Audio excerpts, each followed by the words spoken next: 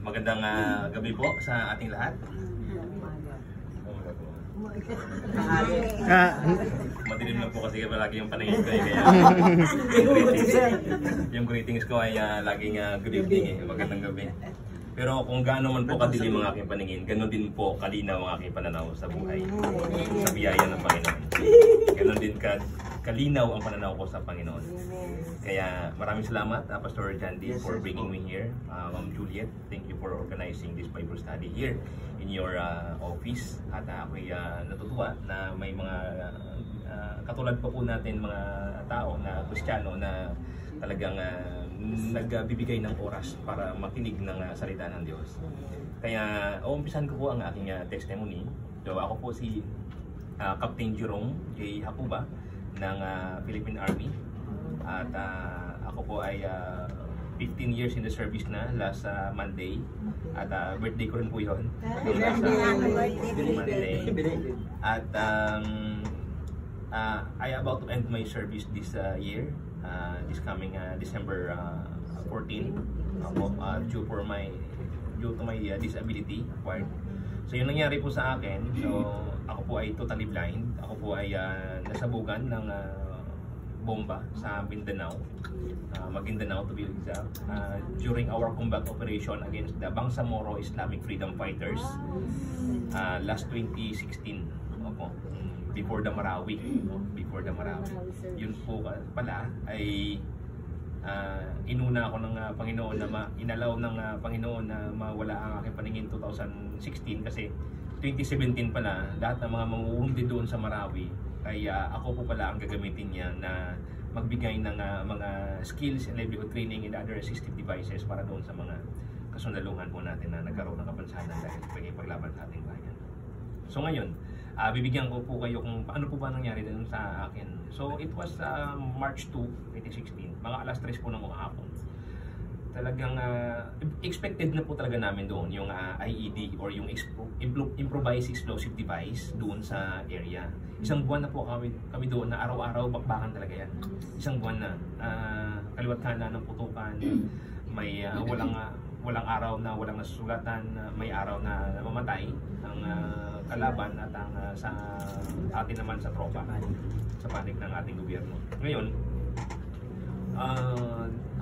March 2 ay kami na po yung naatasan na mag-assault o mag-clear ng bahay na abandon. Siguro mga nasa mga nasa 800 meters away sa amin. Expected na mo talaga namin yung IED na nakabaon doon sa gilid. Hanggang sa ano na lang talaga kami dumaan, sa irrigation, sa mga tubigan na kami dumaan para hindi na po namin maapakan yung bomba na nakatanim doon sa paligid. But unfortunately ay hindi talaga maiwasan kasi marami silang itinanim doon sa paligid ng bahay. Ang first platoon, ako sa second platoon leader ako that time. Yung first platoon ay pag-angat ng first platoon, boom! Nasabugan kaagad sila ng So tawag medic ako nag-cover ako doon sa isang puno ng niyog at doon sa likod ko may nakita yung aking sundalo na may IED din. Sir, sabi niya may IED dito. Sabi niya kung tawagin mo yung AOD at ipa-recover natin. So, pagdating ng AOD, sabi niya, sir, abanti kayo konti at i-recover namin, baka sumabog, madamay pa ngayon. Sabi ko, sige.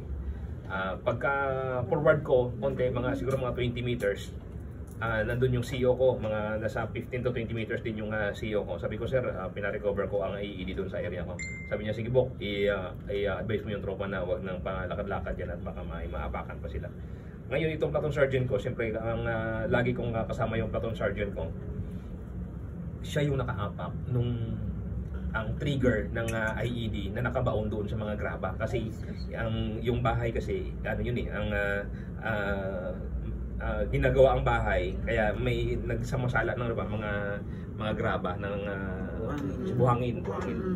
So ngayon yung mga graba doon binaon sa yung mga graba ay yun yung naging parang shrapnel nung bomba. So pag ako, nakayupo kasi ako ng ganun. Kaya yung kanya, putol yung kanyang paa. Pagsabog, putol yung kanyang kanang paa. Tapos akin po ay sumabog at talagang mukha ko po talaga yung ano ko. Akala ko po hindi pa ako mabubulag kasi yung aking akala ko puwing lang. Pero nararamdaman ko na tumutulo na talaga yung naghihilamos na ako ng sarili kong dugo. Hanggang sa kasi yung mga kalaban hinihintay lang nila may sumabog kasi nandun lang pala sila sa 200 to 300 meters distance sa amin. Kaya volume of fire, talagang extreme talaga yung pagbakan, putukan, palikan ng putok. Hanggang ako ay nagluhod po ako noon. Lumuhod pa ako para lumiit yung visibility ko sa kalaban. Hanggang sa pagluhod ko, tumawag talaga ako sa Panginoon. Sabi ko, Lord, iligtas niyo po ako dito. Mga 5 seconds lang kung ang pinuntahan ako ng tropa ko. Sabi niya, sir, ibak ka namin sir, ibak ka namin. Kaya kinuha yung backpack ko, kinuha yung baril ko, kinuha yung bandoler ko, tsaka yung boots ko. Hanggang sa inextricate nila ako doon papunta sa may inextricate nila ako from killing zone, from doon kami dinala sa may safe na lugar. Hanggang sa nilapatan niya ako ng first aid. Hanggang sa biyaya ng Panginoon, to cut the long story short, ay na-evac kami hanggang hindi pala kami ma-airlift kasi yung helicopter ay binabanatan din ng kalaban. Nandun sila ni Gerald Subihana pa that time. Binabanatan pa yung yung binabaril din yung kaya hindi makalapag yung helicopter. Kaya ginawa ng Air Force, instead na sa harap, sa likod na lang ang nilagay yung landing zone at saka volume of fire habang kami ay in-extricate papunta doon sa akala ko parang pelikula parang akala ko sa pelikula nang nangyayari sa totoong buhay, gano'n po pala talaga. Hanggang sa biyaya ng Panginoon ay na-airlift kami hanggang sa pumunta doon sa sa Awang, sa may Awang Maguindanao, sa may 6 ID. Ano tawag doon ay Camp Siongpo Station Hospital. So ngayon hindi pa ako maoperahan hanggang sa yung misis ko ay ang tinawagan na gano'n nga nangyayari sa akin. Inoperahan ako, sabi ng asawa ko, sabi niya pa, tinanggal na yung kanang mata mo. Ito kasi through intro po yung pagsabog ay na tamaan talaga siya ng shrapnel. Butas talaga po itong basag talaga itong eyeball ko dito. Kaya artificial na lang po ito ngayon. Tinanggal ito doon sa Mindanao, tinanggal ito sa Cotabato. Tapos sabi ko sa kanya, positive akong tao okay lang yan ma. May kaliwa pa naman May kaliwa pa naman. Pagdating ng Biluna, inoperahan, sabi ng doktor, sabi ng misis ko, sabi ng doktor, ang malaki daw talaga yung sira ng retena mo, kaya hindi na talaga ma-attach yung yung detach na retena mo. Kaya positive pa rin ako. Sabi ko sa kanya, okay lang yan. Buhay pa naman ako Sabi ko sa kanya. Pero dumaan po talaga ako sa depression noon. Hindi lang ako nagpakita ng inattitude ko lang talaga. Hindi ko pinakita sa asawa ko na nalulumural ako na pero pag alis niya, pagka humahagulhol ako sa sa kwarto ko, ako lang mag-isa. Talagang alam mo 'yun na hindi ka na nakakakita nung ka. Dumating din talaga po sa punto ng buhay ko na gusto ko nang wakasan din yung buhay ko doon sa Lugna. Kasi yun nga po yung nangyari sa akin. But sa biyaya ng Panginoon ay may mga pumunta doon ng mga classmate ko hanggang sa pumunta doon si Presidente Duterte noong 2016. It was August 2, 2016 hanggang nag-viral po kung nakita nyo kanina doon yung kami po yung nagyakapan doon. Kasi sabi ko sa kanya, wala na ako ibang sinabi sa kanya. Sabi ko, sir, gusto ko pa pumunglingkod sa bayan. Pero paano na po? Sabi niya, huwag kang mag-alala. Marami akong programa para sa sabi niya. Kaya ako, pinaaral ako sa isang computer school for the blind. Computer school for the blind sa New York. New York, Cubao. Sa Cubao lang.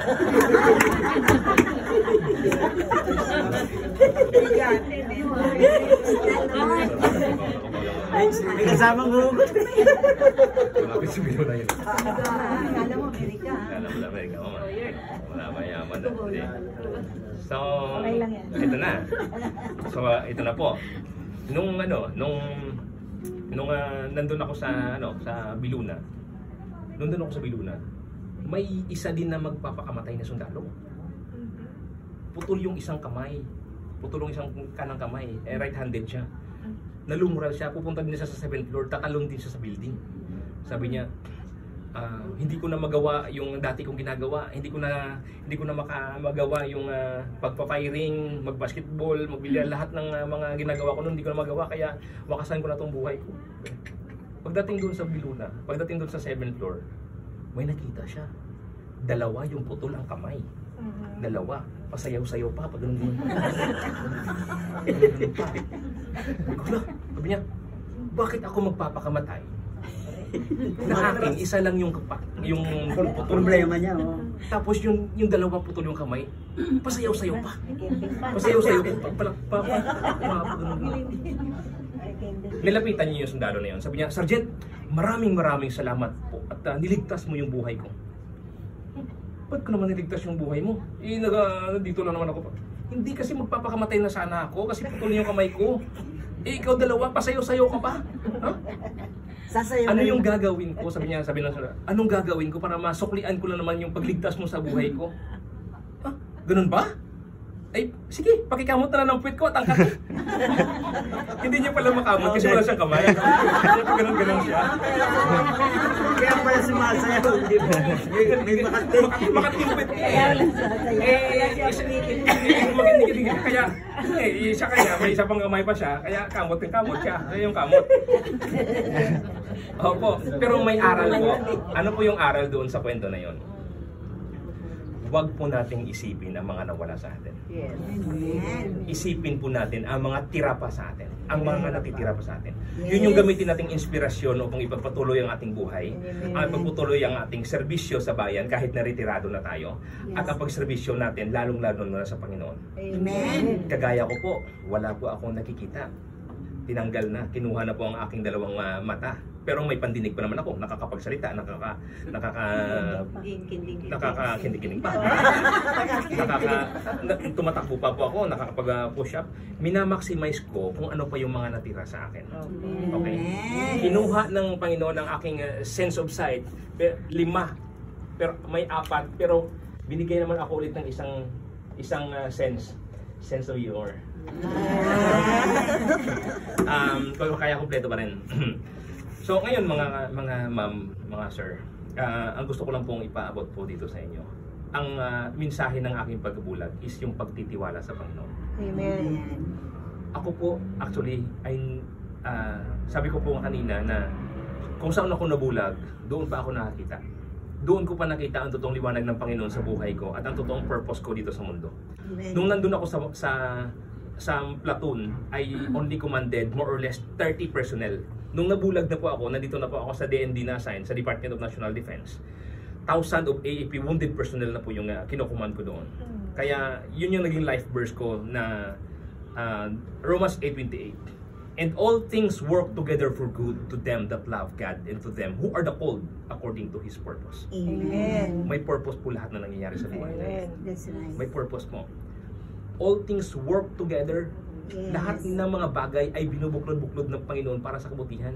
Yes. Kaya siya ang nakakaalam ng buhay natin. Siya nakakaalam kung ano ang akala ko nilagay niya ako sa better purpose. Akala ko yung pagkabulag ko is curse. Akala ko yung pagkabulag ko ay isang pahirap sa akin, kundi naging blessing pa po pala. Amen. Akala niyo po yun nung nabulag na po ako, doon pa ako naligtas. Yes. Paano kung pagkasabog sa akin doon, nawala ako, naghiwalay-walay yung katawan ko. Impyerno pala yung puntahan ko. Wala, hindi ako ligtas doon eh. Kasi yung iniisip ko noon, ay sabi nila pagka magsisi ka na ng kasalanan mo bago ka mamatay, pupunta ka ng langit. Paano yung makapagsisi ba nun pagkasabog na mo ba na wala ka agad kasi hiwalay-hiwalay na yung ano mo? Paano yun? Hindi na, wala na, kaya mali. Kaya habang nabubuhay po tayo dito sa mundo, talagang siguraduhin po natin ang ating kaligtasan. Kaya alam niyo po ba, nung nabulag na ako, naligtas pa ako 2020, year 2020, June 5, 2020, ang nabaptize po ako doon sa Guimaras is June 5 din 2022, 2 years. ang aking tatay, nanay, lahat ng mga kamag-anakan ko doon ay nag-attend ng aking baptism. Ngayon, nakarinig din sila ng kaligtasan. Yung tatay ko po pumanaw 2022 November. Ibig sabihin, naligtas ang tatay ko bago siya nawala sa mundo. Amen. Alam mo yun, dinamit ng Panginoon ang aking pagkabulag upang maligtas ang aking tatay. Amen. Amen. Akalain niyo po yun, hindi walang disgrasya sa Panginoon eh. Walang disgrasya. All things work together for good na eh. Oo. Kaya, akala ko, pahirap. Kaya, yung naging life verse ko rin ay yung Proverbs 3:5. Trust in the Lord with all thine heart and lean not unto thine own understanding. Yes. Huwag po tayong dumepende sa ating sariling pangunawa. At kundi ipagkatiwala natin. Ang pagkabulag ko po, ang mensahe nito ay pagtiwala sa Panginoon. Amen. Ay, kinuha ko na nga yung inalaw na nga kita na ikaw ay mabulag para magtiwala ka sa akin. Yes. Kaya mga kapatid, huwag na po tayong maghintay na mabulag pa upang magtiwala sa Panginoon. That's right. Okay? Hindi literal na mabulag, but yung turning point, lahat ng tao may turning point eh. Pumupunta doon, dumarating doon sa buhay ng tao na magkakaroon ng turning point. Kasi yung turning point natin o yung pagpapalo ng Panginoon, yun yung paraan ng Panginoon upang ma-redirect tayo doon sa direksyon na gusto ng Panginoon para sa atin. Amen. Okay? Kasi ako, Jerome, parang ayaw ko na yung direksyon na ginagawa mo para sa, hindi na yan yung gusto kong direksyon para sa'yo. Kaya ito yung gagawin ko sa'yo para magamit kita sa ano. So sa iba naman ay minsan nalilimutan na natin ang Panginoon, minsan nalilimutan na natin magbasa ng Bible or speaking of pagbabasa ng Bible, mga kapatid, nagbabasa nga ako ng Bible na wala na akong nakikita. How much more po kayo? Yes. Nagbabasa pa ako ng Bible. Yes. Paano? Kanina yung cellphone ko nagsasalita, di ba? Nagsasalita po yung cellphone ko kaya nakakapagbasa po ako ng cellphone through my hearing. Okay? Yes. Kaya maximize for what you have. Di ba? I-maximize po natin. Bago po tayo magreklamo na masakit sa paningin natin yung kasama natin sa opisina, tanungin niyo po muna yung bulag. Bago po muna tayo bago tayo magreklamo na masakit yung pagsusuot ng sapatos sa balik-balik ng opisina, tanongin po muna natin yung mga sundalo na nawala ng paa dahil sa giyera. Okay? Kaya kayo po mga retirado na hindi po nagwawakas doon ang inyong pagserbisyo. Alam niyo po yun, yung illustration ko kanina kaya pastor is yung mga sundalo, mga lingkod bayan natin, kayo na po yun. Naglingkod ilang taon sa serbisyo, 30 years, 34 ilang taon po kayo sa service na nagsakripisyo po tayo para sa ating bayan. And yet pagka hindi pala tayo makatanggap ng kaligtasan, ay magsasakripisyo pa rin tayo doon sa impyerno. Akala niyo po yun. Kaya siguro sa ilang taon natin na pagserbisyo sa bayan, deserve naman po natin siguro ang langit. Amen. Diba? Kaya you're so very blessed mga kapatid, ma'am, sir, na nandito po kayo sa araw na ito. At dito si Mama Juliet ay siya po yung ginamit ng Panginoon upang maipon-ipon po kayo dito. Kasi po, yung buhay po natin dito sa mundo mga kapatid, sabi sa Biblia, 60 to 80 years old lamang. Ay pagka lumagpas po kayo doon, ay bonus na po yun. Bonus na po yun. Bonus na. Opo, kaya we're so very blessed. Bonus. Kaya pasalamatan po natin. Sabi ng Biblia, yung buhay natin dito sa mundo is parang hamog lang eh. Wala na. Ang illustration ko nga parang ganito eh. Ito, ganito lang kaikli yung buhay natin eh. Sa mundo. Ang eternity, ganito. Ito, pero hanggang doon pa. Hanggang walang katapusan yan eh. Bakit tayo magpo-focus sa maikling buhay lamang dito sa mundo? Bakit hindi tayo maglaan ng panahon para dito sa eternity? Amen. So, ang tanong, where you spend your eternity? Heaven or hell? So, mga kapatid, alam ko na kayo dito, bumabalik-balik kayo dito, ibig sabihin, kayo ay mga ligtas na. Amen. Okay?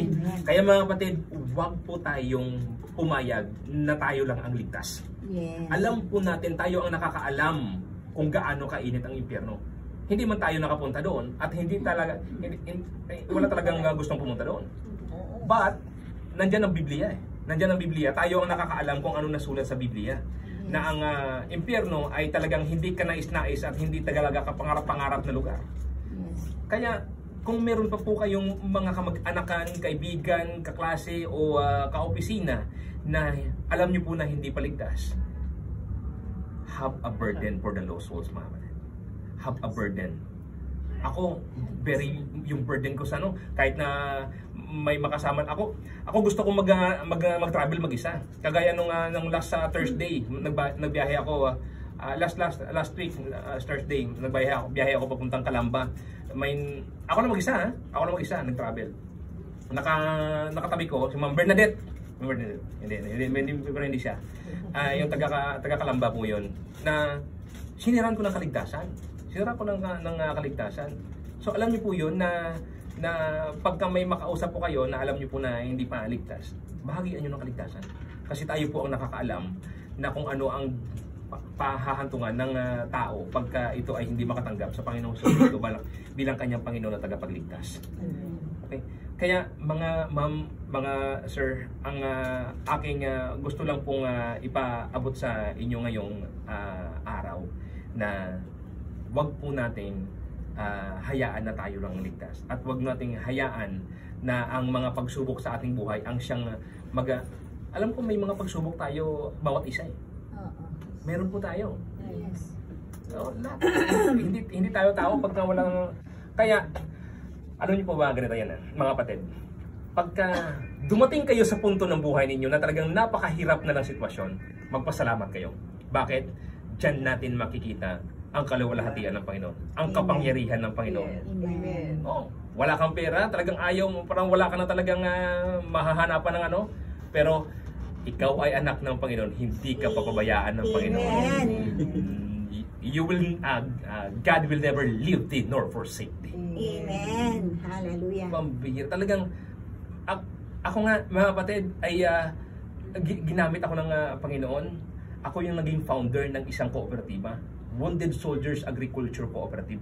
Ako po yung kanyang ginamit para ma-organize itong mga kasunduluhan na nanggaling sa Marawi. So meron po kaming binigay ng AFP na 5 hectares doon sa Nasugbu, Batangas. So dinedevelop naman ito ngayon into agro-farm tourism industry, at the same time skills and livelihood training center ng mga kasundaluhan natin na may kapansanan. At kahit na walang kapansanan at kung sinong gusto yung mag-undergo ng mga livelihood training ay pwede po doon.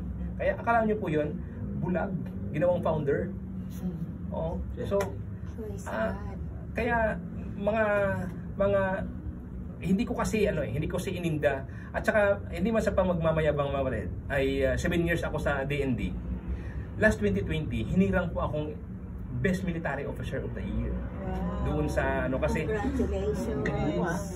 mga Lieutenant Colonel, Major yung teniente pa lang ako noon. Ako yung hinirang, sabi ko kasi ginawa ko lang yung trabaho ko. Kasi hindi ko iniisip yung award na yan, yung mga ano na yan. Kasi reward will follow. Yes. Reward will follow. Magtrabaho ka lang. Gawin mo na yung trabaho mo, maging tapat ka lang sa tungkulin mo, maging maging masaya ka lang, enjoy mo lang yung ginagawa mo. Have a grateful heart, mga kapatid. Have a grateful heart. Ito yung iiwan ko po sa inyo. The only thing worse than being a blind is having a sight but cannot see the greatness of the Lord in his life. Amen. Huh? The only thing worse, ang mas masaklap pa sa isang bulag ay ang nakakakita ka nga pero hindi mo na-appreciate yung kadakilaan ng Panginoon sa buhay mo. Amen. Buksan natin ang ating mga mata, mga kapatid. Ako nga nagpapasalamat pagising ko sa umaga. Galing ako sa gabi, pagkagising ko sa umaga. Wow, ang dilim. Gabi pa rin. Gabi pa rin. Kasi ang iniisip ko, ang kadiliman ng aking paningin ay ang ginagamit ng Panginoon upang maging liwanag ng mga maraming tao. Amen. Ang ginagamit ng Panginoon upang makita ng mga tao ang kapangyarihan ng Panginoon sa buhay ko. Amen. Kaya, be grateful, kapatid. Be grateful. Kung wala kang huwag tayong maingit doon sa mga ibang mga tao na so what kung mayroon silang magagarang bahay. So what kung meron silang magagarang kotse? So what kung marami silang milyon-milyon sa kanilang bank account? Ang tanong, ligtas ba sila? Hindi. Oh, yun. Kaya sila dapat mainggit sa atin. Kasi tayo yung aani ng kayamanan sa langit. Amen. Kalaan nyo, may mansyon tayo sa langit, mga kapatid. Sila maiiwan lahat dito. Kaya sabi sa Bible ay parang yung ilustrasyon doon ay ang mayaman ay mas parang pumapasok sa butas ng karayom. Ang kamelyo ay ipapasok sa butas ng karayom. Gaano kaliit yun? Gaano kahirap yun? Kaya we're so very blessed na hindi man tayo pinagkalooban ng ganyan na kayaman, but ang kayamanan natin ay sa salita ng Diyos. Ang salita ng Diyos na po ang ating yaman. Kaya ang maraming pagsubok ang dumaraan sa ating buhay, but ang isipin niyo lang po ay ang pagkatiwalaan ng Panginoon. Proverbs 3:5 and 6. Trust in the Lord with all thine heart, and lean not unto thine own understanding. In all thy ways acknowledge Him, and He shall direct thy paths. In all thy ways, sa lahat ng ating wag nating sabihin na kasi magaling kasi ako kaya may award ako kasi matalino kasi ako kaya nasagutan ko lahat ng mga exam matalino kasi ako kaya nakapasa ako ng board exam Hindi. In all thy ways acknowledge Him. I-acknowledge natin ang Panginoon. Give the credit. Yung credit ibigay natin sa Panginoon. Wag natin akuin yun. Glory to God palagi. Give the glory and honor and praise sa ating Panginoon, which is the provider of all. Lahat ng meron tayo ay galing po sa Kanya. Kaya nararapat lang na ibalik natin ang pagpupuri at pasasalamat sa Kanya. Okay? Mga kapatid, I am so very grateful na nandito pa ako ngayon. Hindi ko po kayo nakikita dito physically. Hindi ko po nakikita ang kagandahan ninyo, ma'am. Alam ko naman na magaganda ang taga-Pisiso. Pero, at magawa po pala. Sana magkatotoo. Yung iba po. Pero, alam po ba, hindi ko man po nakikita ang kagandahan po ninyo. Ganito po. Hindi ko po nakikita ang physical ninyong kagandahan. Pero nakikita ko naman po ang kagandahan ng inyong puso. Amen. Thank you, Salamat po. Lord. Nakikita po ang kagandahan ng inyong puso sa salita ng Diyos. Kasi wala po kayo dito kung wala kayong magandang puso para sa Panginoon. Kasi sinet up ng Panginoon yung puso nyo upang makinig ng Kanyang salita ngayong hapon. Kaya dinala po niya kayo dito. Kaya just maintain your hungering and thirsting to the Word of God. Amen. Okay, maging mauhawin po tayo. Kaya be a God seeker, be a God word seeker. Okay? Hanapin natin ang Panginoon. Pagka medyo malungkot tayo, ang isipin mo, ligtas ka. Isipin mo, Kristiyano ka. Ang isipin mo na ikaw ang aani ng kayamanan sa langit. Mga kapatid, wala nang pinakamasayang tao dito sa mundo kung hindi sa isang tao na alam niya na siya ligtas na. Amen. Alam niyo po ba yan? Yes. Kasi pagka alam mo na ikaw iligtas na, wala ka nang mamamatay man lahat ng mga tao. Ako, langit naman ako punta ko. Pero wag tayong sabi ko nga kanina, wag po tayong tumamayag na tayo lang iligtas. Wag tayo umupo lang diyan na nananahimik at naghihintay sa Panginoon. Kundi hindi ka naligtas ng Panginoon upang umupo lang diyan. Hindi ka naligtas ng Panginoon para itago lang yung kaligtasan mo. Amen. Ikaw ay isang Lamborghini na kinukumutan lang sa isang garahe pagka ganun. Alam po ba yun? Yes. Ikaw ay isang magarang sasakyan na nakaparada lang sa garahe. Kaya naka-display ka lang. Display ka lang, no? Kunin mo yung kumot mo at lumakad ka at maghanap ka ng kaluluwa. Ako nga kapatid, naghahanap nga ako ng kaluluwa na wala ako nakikita. How much more po kayo na nakakakita pa? It is a big challenge po sa inyo. It's a big challenge po sa inyo.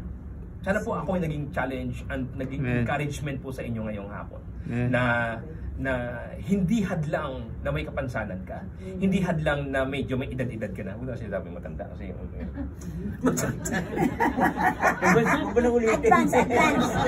Advance lang, mga baka hindi ako advance lang. makalabas dito sa kaya wala pong matanda at bata po sa salita ng Diyos. Sa paglilingkod, wala pong bata at matanda sa paglilingkod po sa Panginoon. Kung kayo po ay tinawag ng Panginoon para maglingkod po sa Kanya. Magpasakop po kayo, magpagamit po kayo sa Kanya. Amen. Mga kapatid, kayo po ay nag-retire na. Ako po magre-retire na rin. Ako ay hindi titigil sa paglilingkod sa ating bayan at sa ating Panginoon.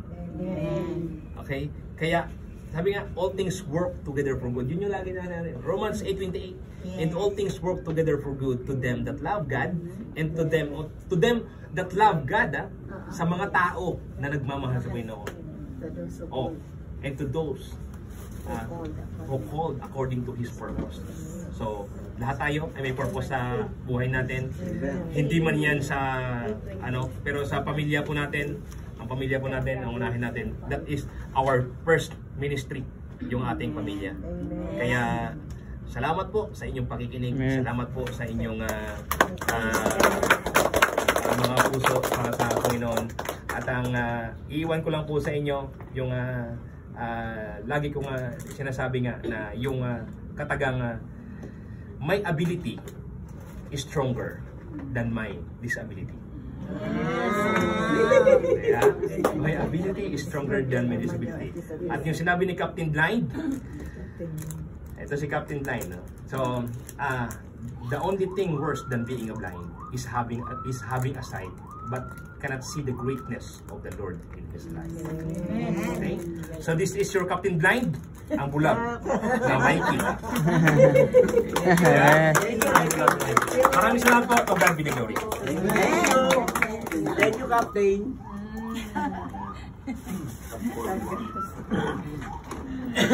Okay, so I hope na iba blessing. Kaya po dinala ko siya dito na pag nagpapala po, ang pinakamalaga dito yung salita ng Panginoon. Kaya po this afternoon, na video, it's your first time to attend. Kung hindi ka pa alam ngayon na langit ang patunguhan mo, itong panahon na ito, itong oras na ito, hindi ito aksidente.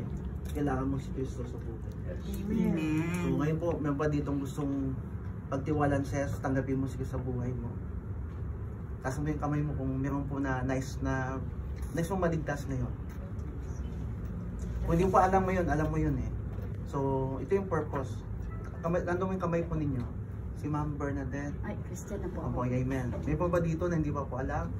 Are you sure? Heaven will be your home. If not, you need Jesus Christ. Okay? So, anos that? Tumanggap na dito, di ba? Okay? So, salamat, Captain. Okay? Sa inyo pong patutuo na truly na ang totoong liwanag po na kay Kristo. Kaya sabi niya, kahit bulag siya, nasupungan niya ang totoong liwanag sa ating Panginoong Kristo. Kaya manalangin po tayo. Let's pray. Father in heaven,